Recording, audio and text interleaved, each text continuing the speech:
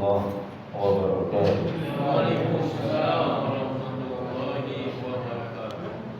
Innal hamdalillah nahmaduhu wa nasta'inuhu wa nastaghfiruh wa na'udzu billahi min shururi anfusina wa min sayyiati a'malina. May yahdihillahu fala mudilla lahu wa may yudlil fala hadiya lahu. Asyhadu an la ilaha illallah wahdahu la syarika lahu wa asyhadu anna Muhammadan 'abduhu wa rasuluh. Ya ayyuhalladzina amanu taqullaha haqqa tuqatih wa la tamutunna illa wa antum muslimun. Ya ayyuhalladzina amanu taqullaha wa qulu qawlan sadida yuslih lakum a'malakum wa yaghfir lakum dhunubakum wa man yuti'illaha wa rasulahu faqad faza fawzan 'azima. Amma ba'd. فإن أصدق الحديث كتاب الله وخير الهدي هدي محمد صلى الله عليه وسلم وشر الأمور محدثاتها وكل محدثة بدعة وكل بدعة ضلالة وكل ضلالة في النار. Alhamdulillah, semua alhamdulillah. Puja dan puji syukur kita panjatkan atas semua limpahan rahmat dan nikmat yang Allah Subhanahu wa taala berikan kepada kita. Terlebih malam ini Allah Subhanahu wa taala telah memudahkan kita semua untuk melangkahkan kaki kita di masjid ini guna menunaikan sholat maghrib berjamaah. Alhamdulillah, sholat maghrib sudah kita tunaikan. Semoga Allah Subhanahu wa taala menerima ibadah sholat maghrib kita di malam ini. Salat dan salam semoga tetap tercurahkan kepada Nabi kita Muhammad sallallahu alaihi wasallam, kepada keluarga beliau, sahabat-sahabat beliau, serta umat beliau. Semoga kita termasuk di dalamnya hingga akhir zaman kelak. Baik, malam ini kita akan bahas tentang adab niat, tentang adab kita dalam niat. Ya, ini menjadi sangat penting untuk kita. Karena penjelasan ini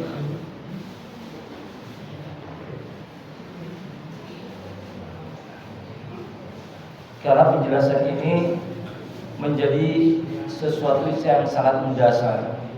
Ibarat bangunan ini adalah fondasi.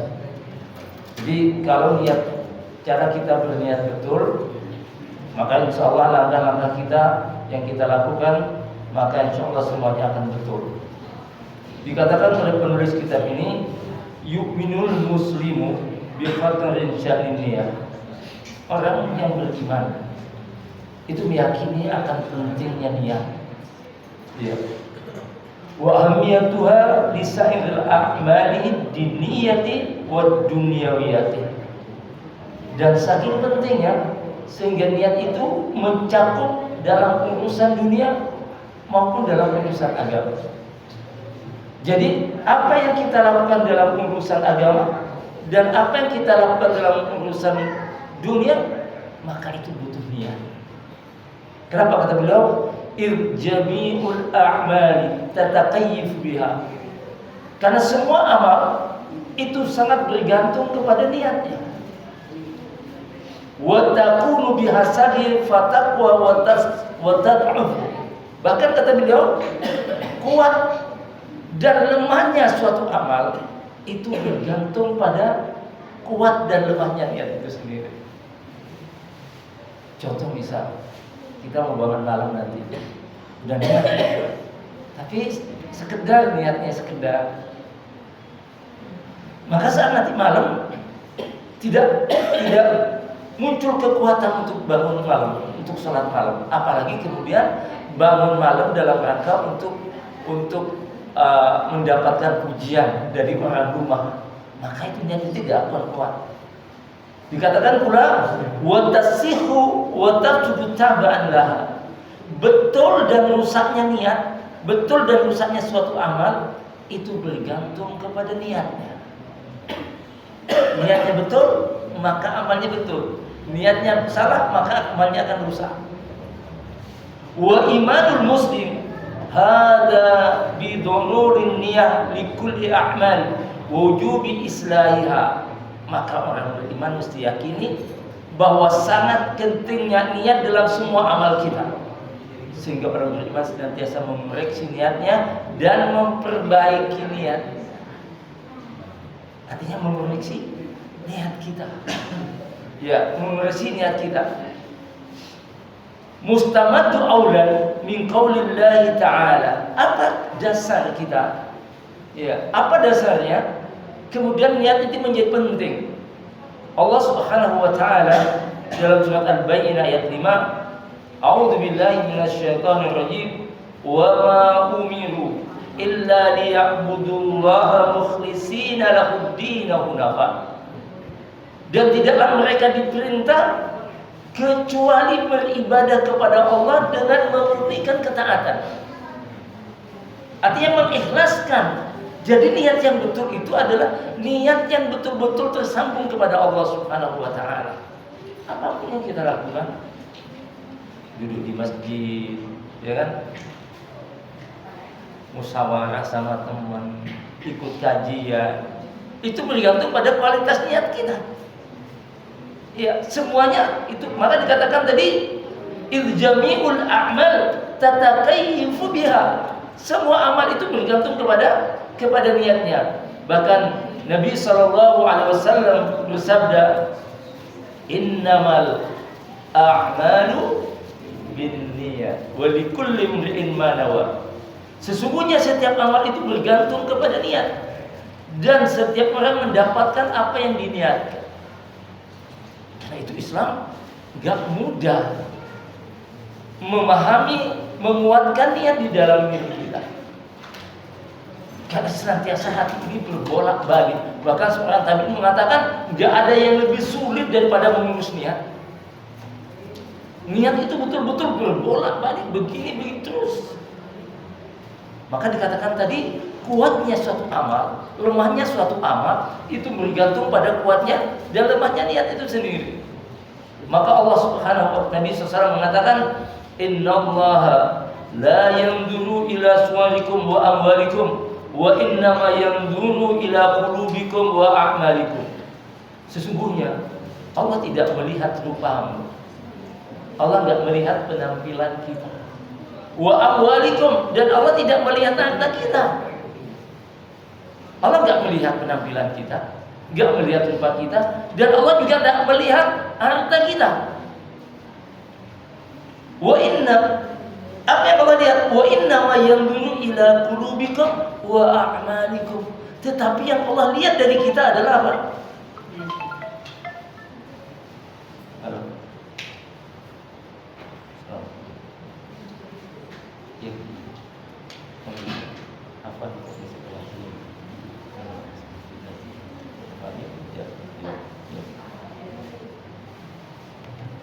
Baik, kita lanjutkan. Jadi kata Nabi SAW, wa inna ma yanzuru ila qulubikum wa a'malikum. Sesungguhnya Allah itu melihat hatimu dan melihat amalmu.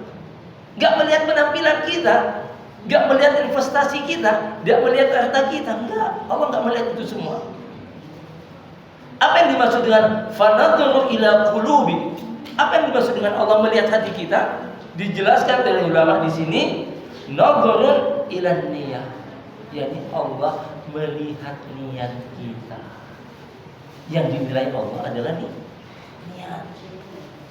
Jadi kalau bapak-bapak dan ibu-ibu datang ke sini dalam rangka niatnya karena Allah, maka setiap langkah yang kita langkah kita bernilai pahala di sisi Allah Subhanahu wa taala. Tetapi kalau niatnya bukan untuk itu, maka kita cuma dapat capeknya. Gak dapat nilainya dari Allah Subhanahu wa taala.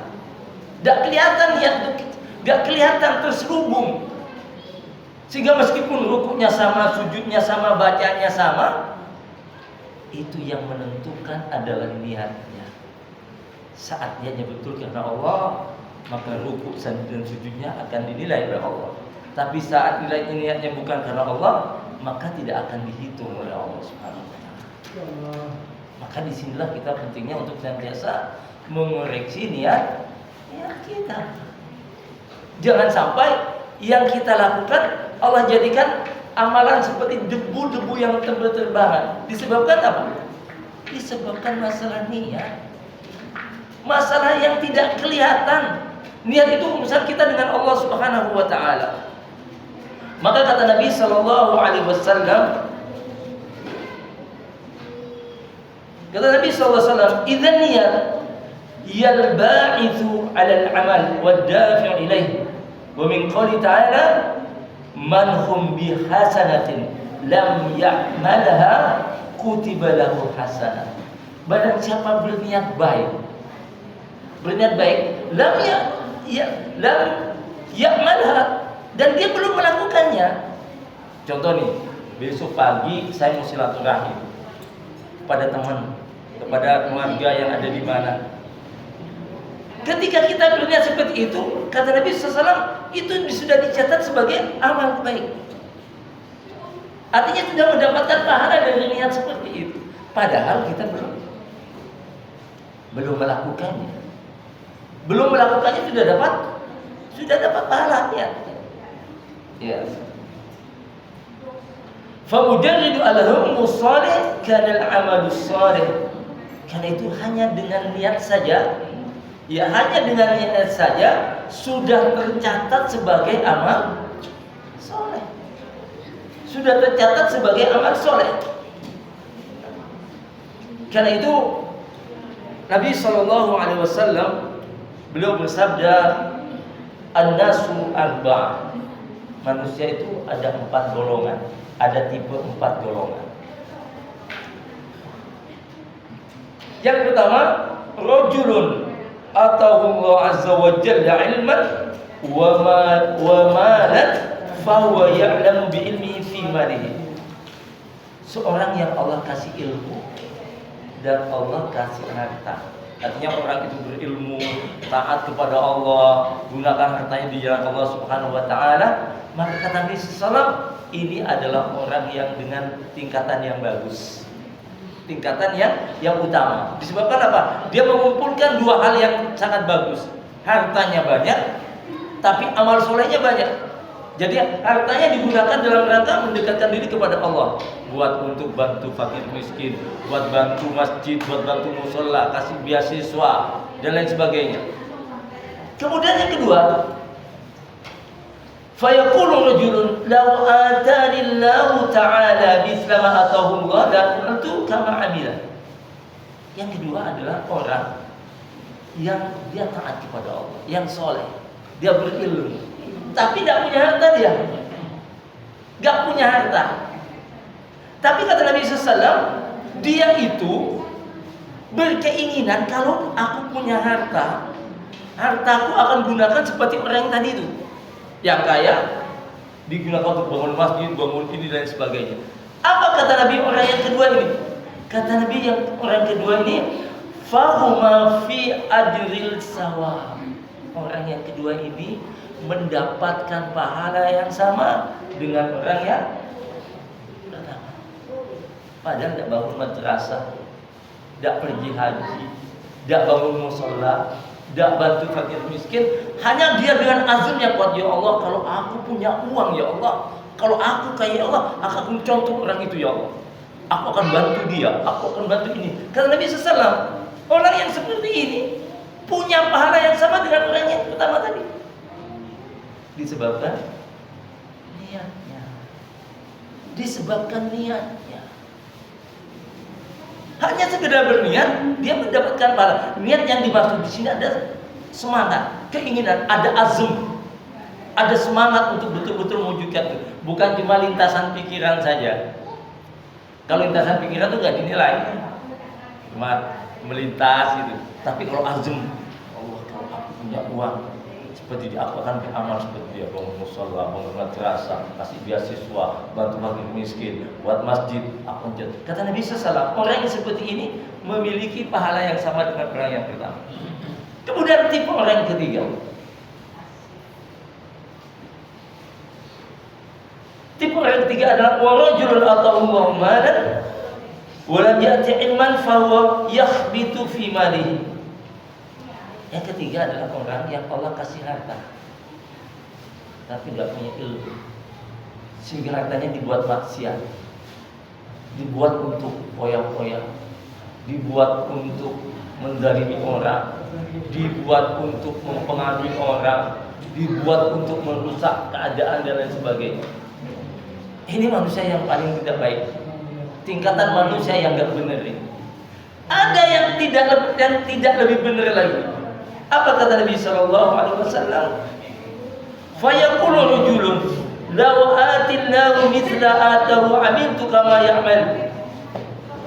Yang keempat, ada orang udah miskin, nggak punya apa-apa, hidupnya pas-pasan, udah malah kekurangan.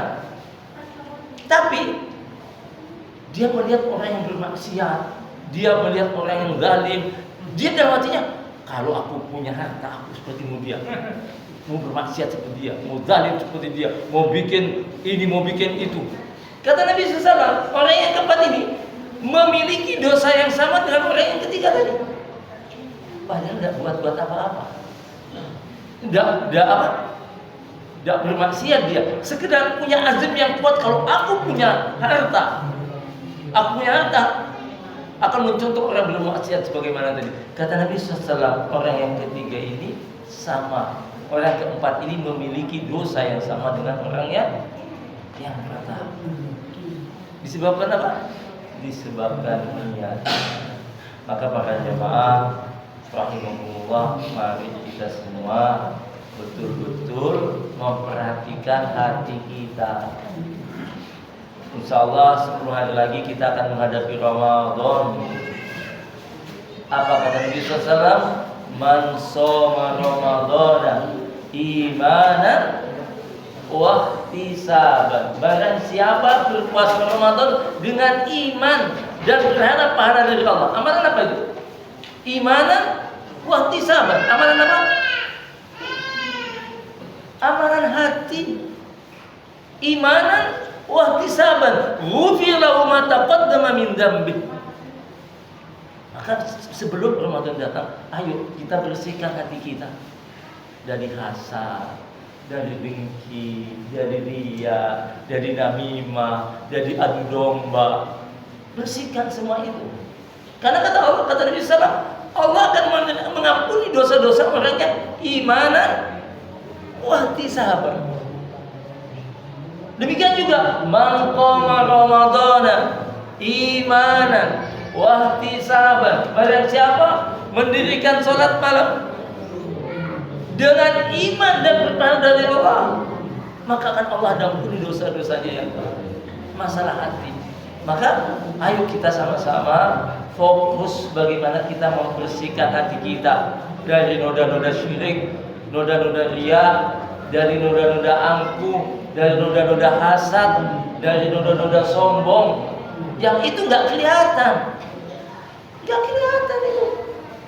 Merasa paling benar, merasa paling ini, merasa paling itu penyakit yang tidak kelihatan dan itu melanda hampir semua orang. Itu akan melanda semua orang. Penyakit itu akan melanda. Tanpa sadar akan muncul sifat merasa benar, merasa pintar, merasa mulia, merasa terhormat, merasa ini semua. Ini auzubillahi min dzalik. Karena akan merusak semua yang kita bangun selama berpuluh-puluh tahun. Maka Allah Nabi SAW, la yadkhulul jannata man kana fi qalbihi mithqala dzarratin min kibir.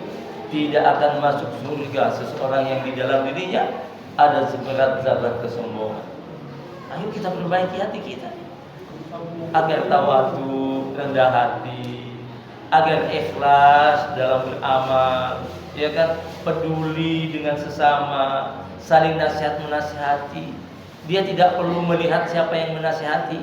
Oh, kamu kan masih anak-anak, masih anak kecil, nasihati saya. Jangan. Banyak orang tua dinasihati oleh anak TK. Iya, maka orang tua banyak minum tangan kiri. Anaknya sekolah, ya enggak boleh, kata ustazah, enggak boleh minum tangan kiri. Kalau minum baca bismillah, duduk. Banyak orang tua yang enggak paham dengan adab-adab minum dan adab makan. Enggak paham. Dipelajari dari cucunya. Salah banget minumnya bah, duduk, baca Bismillah. Terima meskipun dia anak TK. Betul soalnya. Itu yang harus kita sadari dalam kehidupan kita, merasa tawadu. Kalau kita ini sudah merasa rendah hati, dengan siapapun kita nyaman.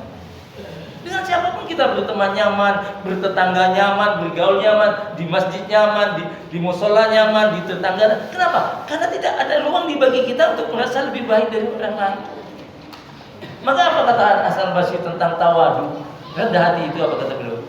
Rendah hati itu adalah ketika kau keluar dari rumahmu dan kau ketemu dengan saudaramu yang muslim, maka sadarilah saudaramu itu lebih baik daripada dirimu. Coba apa yang membuat orang sekarang tidak saling hormat, tidak saling ini, tidak saling apa? Angkuh, sombong. Itu penyakit, Pak, penyakit. Dan itu betul-betul penyakit. Maka kata ulama, jihad yang paling berat itu apa? Melawan dirinya sendiri, menyelawan dirinya sendiri. Maka kata Nabi SAW, kata ulama, kalau kita tidak menyibukkan dengan kebaikan, maka pasti kita akan menyibukkan dengan keburukan. Maka kita harus memiliki target. Ya, harus ada target. Harus punya target. Aktivitas kita setiap misalnya, target akhiratnya apa? Saya mau khatam Quran selama sebulan. Harus punya target. Sebulan khatam Quran, berarti satu hari satu juz. Harus punya seperti itu, sehingga aktivitas kita tertata dengan baik. Sebab kalau kita tidak punya program, bawanya apa? Ngelamun terus, genting dihitung. Kemana-mana, nggak ada punya program. Dan setan suka kepada yang seperti itu. Artinya kalau tidak disibukkan dengan kebaikan, kita akan disibukkan kepada keburukan. Maka bikin program, apalagi bulan Ramadan. Ayo kita pasang target di bulan Ramadan. Ramadan kali ini saya mau khatam Quran berapa kali? Sudah di planning. Jangan masuk Ramadan tidak ada apa-apa. Tidak ada apa-apa, seperti mengalami rutinitas seperti biasa. Nah, ini penyakit. Ramadan itu bukan aktivitas biasa, tapi bulan yang betul-betul sangat luar biasa. Ya, baik, kita kembali kepada pembahasan kita tentang niat. Jadi, niat itu sangat menentukan. Ya, niat itu sangat menentukan seseorang. Bahkan kata Nabi SAW, ketika ada dua orang muslim berkelahi dengan menggunakan dua pedangnya, fal qatilu wal maqtul finnar, yang membunuh dan yang terbunuh sama-sama masuk neraka. Para sahabat bertanya, Rasulullah, bagaimana mungkin yang terbunuh masuk neraka, sementara kalau yang membunuh masuk neraka? Ya, tapi yang terbunuh bagaimana? Kata Nabi SAW apa? Beliau mengatakan, apa kata Nabi? Faqala li'annahu arada qatala sahibihi. Kenapa yang terbunuh masuk neraka juga? Karena yang terbunuh juga punya niat untuk membunuh, cuma aja tidak bisa dia. Kebetulan tidak bisa. Andaikan sempat dia bunuh juga. Apa penyebabnya? Niat. Maka hati-hati dengan niat. Ya. Hati-hati dengan niat. Ini sekarang penyakit-penyakit ini tidak kelihatan. Maka bagaimana caranya kita untuk supaya kita berada dalam barisan orang-orang yang baik, yang soleh, yang senantiasa memperbaiki niatnya. Maka kata Al-Imam Syafi'i rahimahullah, ada 5 hal yang harus kita koreksi dari kita. Sehingga dengan 5 hal ini Allah akan memudahkan urusan kita, Allah akan membahagiakan kita, Allah akan mengurus urusan kita, dan kita akan melangkah kaki di muka bumi dengan baik, dengan nyaman dan tenang. Apa kata Imam Syafi'i? Beliau mengatakan khairul dunya wal akhirah fi khamsi hisal. Kebaikan dunia dan akhirat itu ada 5 perkara. Yang pertama, kata Imam Syafi'i, yang pertama ghinan nafs, kaya hati. Orang yang kaya artinya punya jiwa qanaah. Orang yang kaya itu sabar, tenang, ikhlas, peduli. Kenapa? Karena dia udah cukup dengan apa yang Allah kasih, nggak sibuk. Ghina nafs. Nah, untuk kita bisa pada titik ghina nafs, yang kita perbaiki adalah hati kita perbaiki terus. Karena pangkal dari semua musibah itu apa? Dunia. Penyebab orang itu zalim sama orang lain, penyebab orang itu hianat kepada orang lain, penyebab orang itu saling membunuh terhadap yang lain apa? Dunia. Gak punya jiwa qanaah. Maka kita lihat yang korupsi, yang begini bukan orang miskin. Bukan. Maka kata Nabi SAW, orang yang kaya itu adalah ghina nafs. Adapun orang yang miskin itu adalah faqrul qulub, orang yang miskin hatinya. Jadi orang miskin itu bukan miskin hartanya, tapi hatinya miskin. Buktinya, meskipun hartanya melimpah, gak pernah cukup. Uang. Padahal sudah dimakan 7 turunan gak cukup, tapi gak tetap aja merasa kurang. Tapi lihat orang yang ghina nafs, yang kaya hati. Apa yang didapat ini, masya Allah, bisa minum luar biasa. Bisa luar biasa. Maka ini nikmatnya luar biasa. Kenapa? Allah hadirkan keberkahan di dalam dirinya. Iya, mungkin bagi orang yang fakir qulub, orang yang hatinya fakir, ini tidak ada nilainya sama sekali. Apa ini cuma berapa? 500, 1000. Tapi bagi orang yang ghina nafs, yang kaya hati, dia akan merasakan nikmatnya minum air. Nikmat, terasa nyaman. Betul. Ini kan tidak dimiliki oleh banyak orang. Nah, kalau kita pada titik merasa nikmat dengan yang sedikit, waduh, hidup ini nyantai, nggak kebut-kebutan. Sekarang ini kan orang dengan gaya sprinter semua. Pingin tabrak sana, tabrak sini, buang semua. Pingin cepat kaya, pingin cepat ini, ditabrak semua, buang. Hidup itu kayak lari maraton. Gimana lari maraton? Tambah kenceng, terus, tapi terukur. Gitu. Bukan semuanya ditabrak. Sehingga kadang penghasilannya 5 juta, gaya hidupnya 15 juta. Gimana bisa tenang hidupnya? Utang sana, utang sini. Mikirin utangnya aja susah, apalagi mikirin dirinya. Tidak bisa. Maka kadang lucu di kondisi kita hari ini. Orang dikasih pelatihan ini, pelatihan itu. Tapi gajinya habis buat ini, buat itu. Mau dikasih pelatihan 1000 kali, tidak bakalan masuk ke otak. Karena gajinya habis. Gak bisa. Kenapa? Ghina nafs. Jiwa yang kaya itu apa? Dia tidak akan mudah berhutang. Gak akan mudah. Karena dia udah merasa cukup. Gak akan bermain-main dengan hutang. Cukup dia dengan apa yang Allah kasih. Nah sekarang ini kan udah rumah lagi baik, lihat YouTube ada model baru, dibongkar.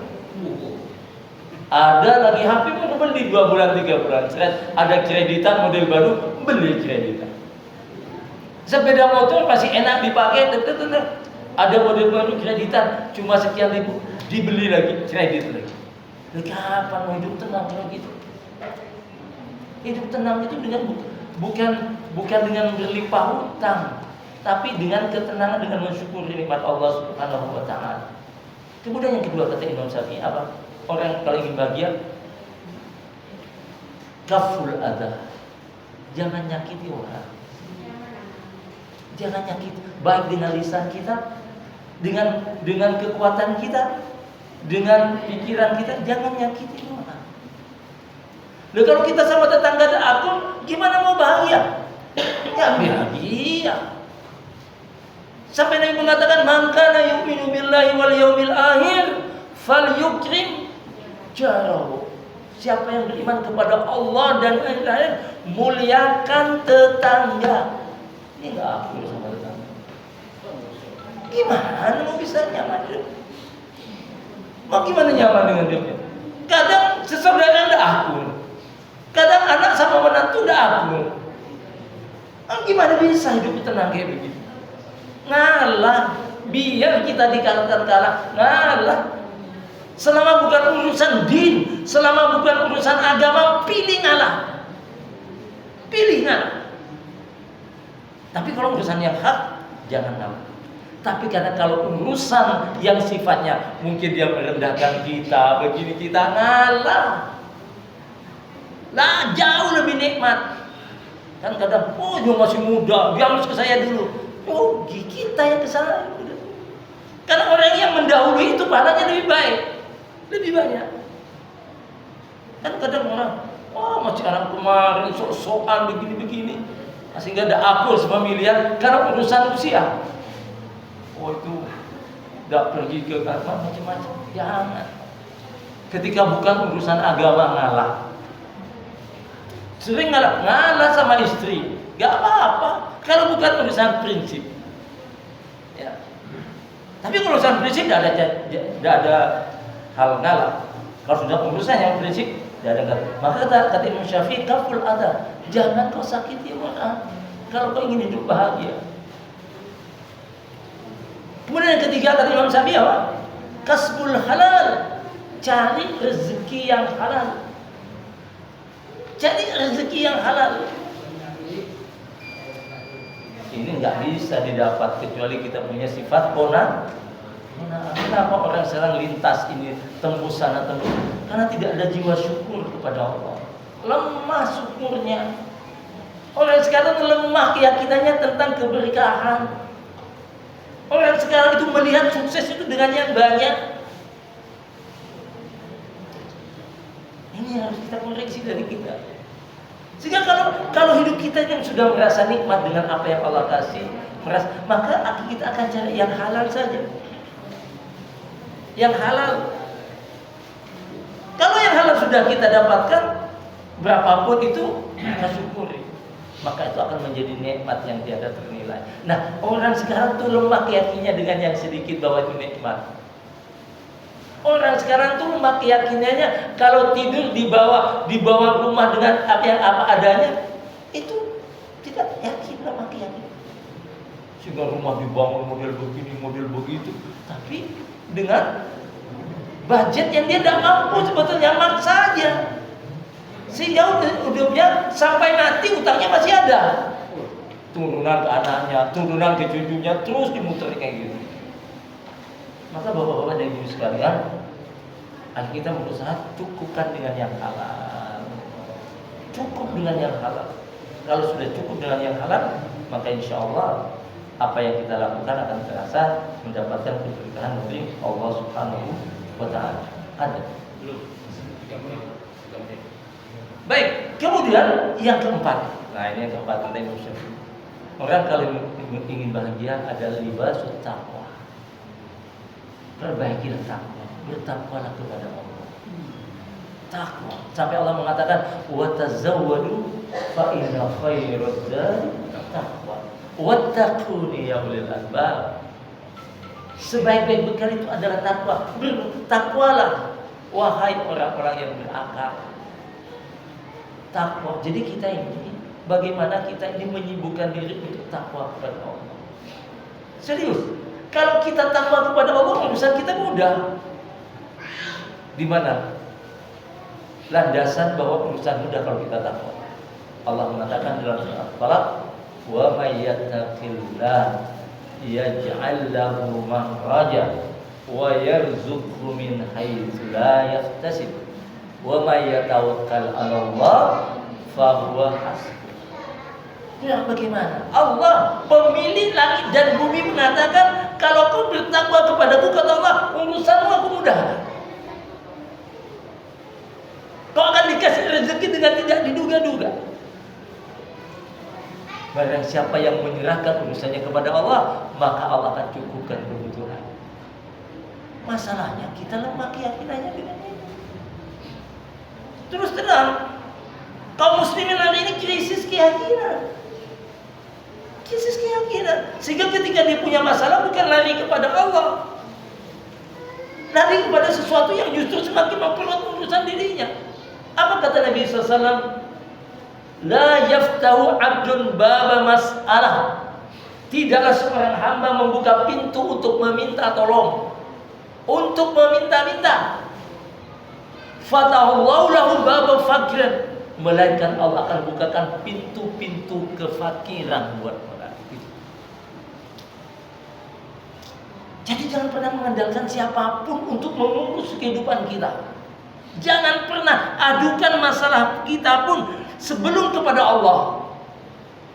Adukan masalah kita kepada Allah. Hatta kita naik motor kemudian banyak pecah di jalan, jangan langsung mana tukang tambal, tidak. Inna lillahi wa inna ilaihi raji'un. Allahumma ajurni fi musibati. Ya Allah, berilah hamba pahala dari ban bocor ini ya Allah. Wa amlif li khairan minha. Ya Allah, dan gantilah yang lebih baik dengan musibah ini. Itu iman, itu akidah orang beriman. Sehingga nanti ketika kita berdoa seperti itu, tiba-tiba muncul itu. Oh, tiba-tiba orang datang. Oh Pak, bocor ya Pak. Ayo di sini Pak tempatnya di sini. Jadi jangan mengandalkan siapapun dalam menata hidup kita, dalam melakoni hidup kecuali Allah Subhanahu wa taala. Kenapa? Karena Allah yang mengatakan sendiri, "Wa may yatawakkal 'ala Allah fa huwa hasbuh." Siapa yang bertawakal menyerahkan urusannya kepada Allah, maka Allah akan cukupkan urusannya. Allah.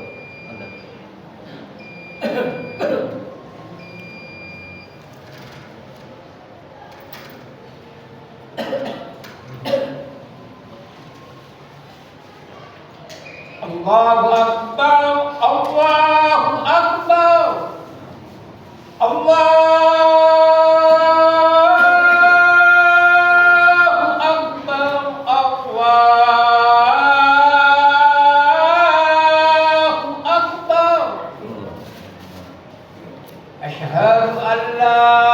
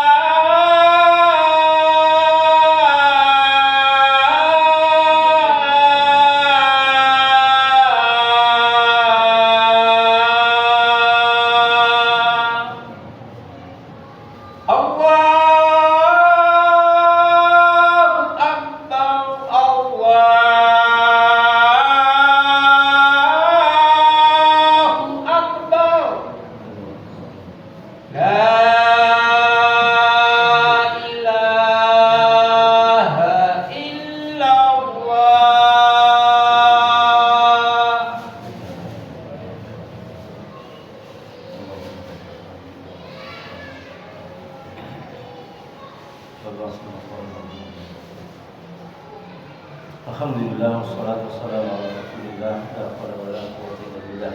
Baik, kita lanjutkan.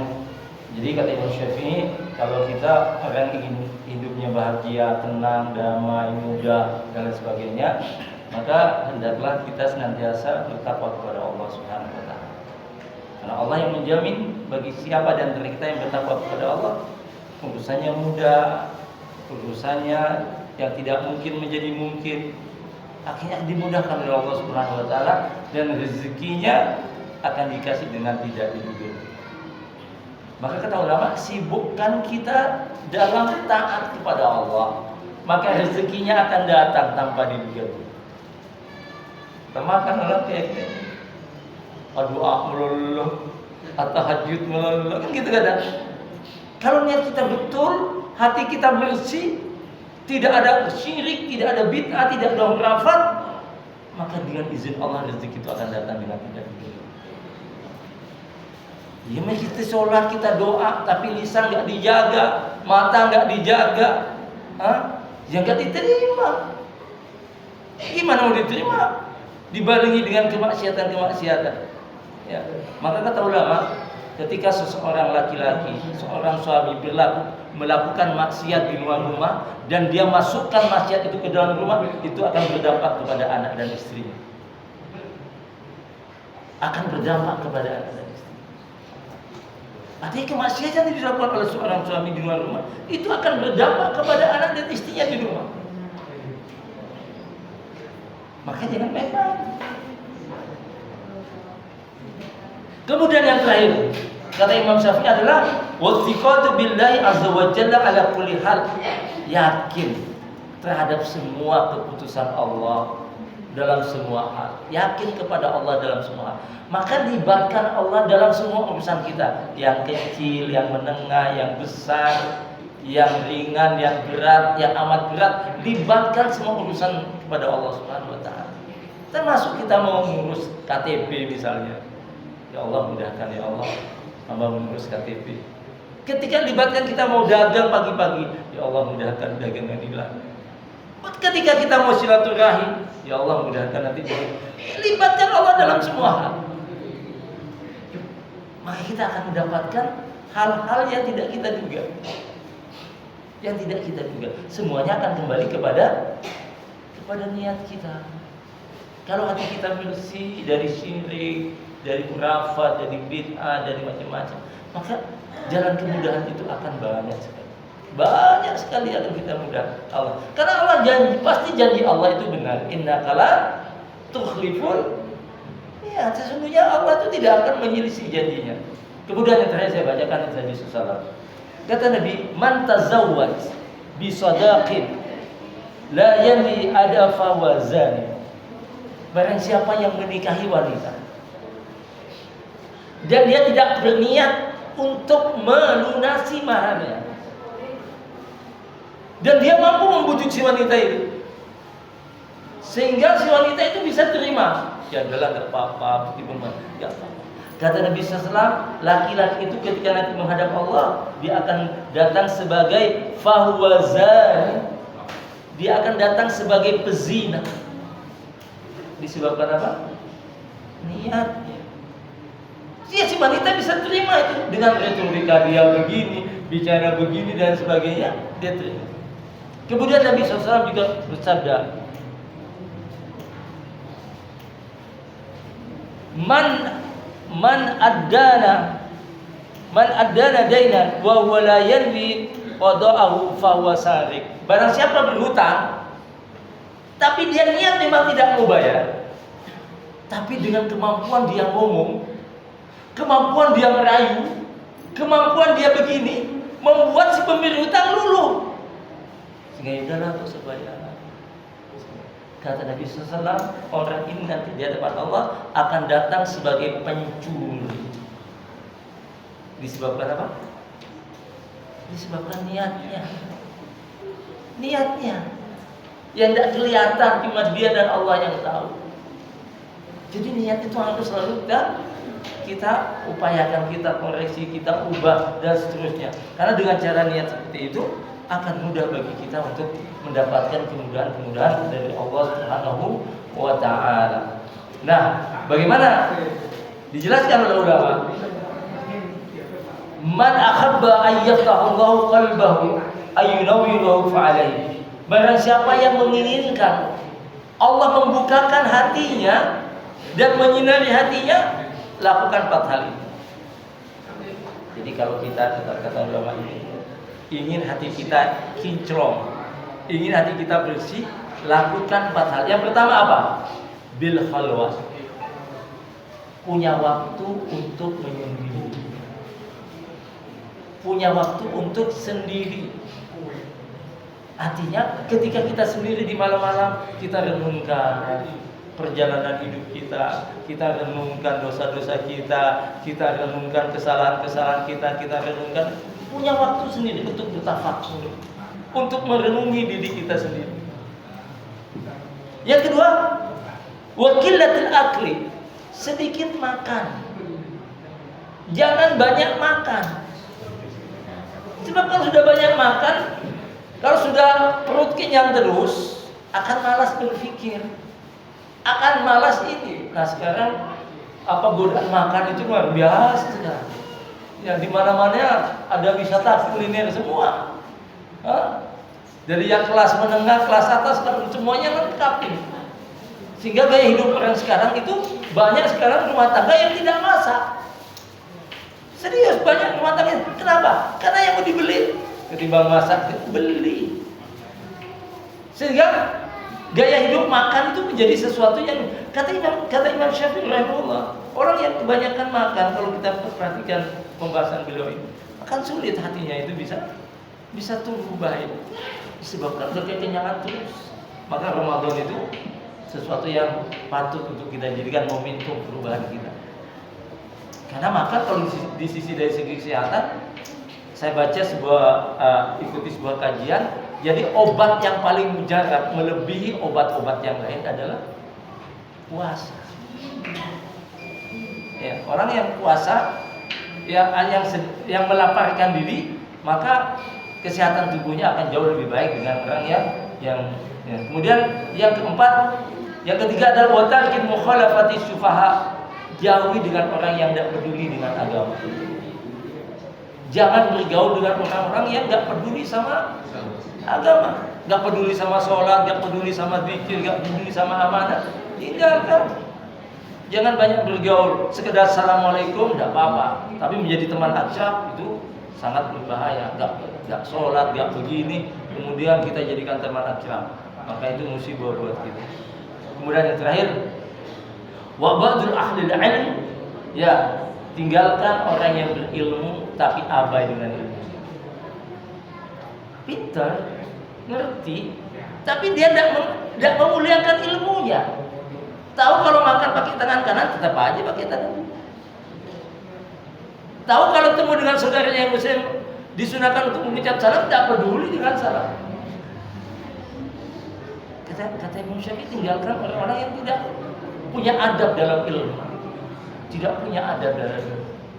Karena itu kita yang diberi kesempatan oleh Allah Subhanahu wa taala untuk belajar tentang ilmu agama ini nikmat yang agung, nikmat yang besar. Karena ini hakikatnya surga dunia. Karena surga dunia, kita tidak akan bisa menggapai surga akhirat kalau surga dunia itu tidak bisa kita raih. Apa surga dunia itu? Dimudahkan untuk sujud, dimudahkan untuk takarrub, dimudahkan untuk doa, dimudahkan untuk taat kepada Allah Subhanahu wa taala. Aqulu qouli hadza fastaghfirullahal rahim. Subhanakallahumma wa bihamdika asyhadu an la ilaha illa anta astaghfiruka wa atubu ilaik. Assalamualaikum warahmatullahi wabarakatuh.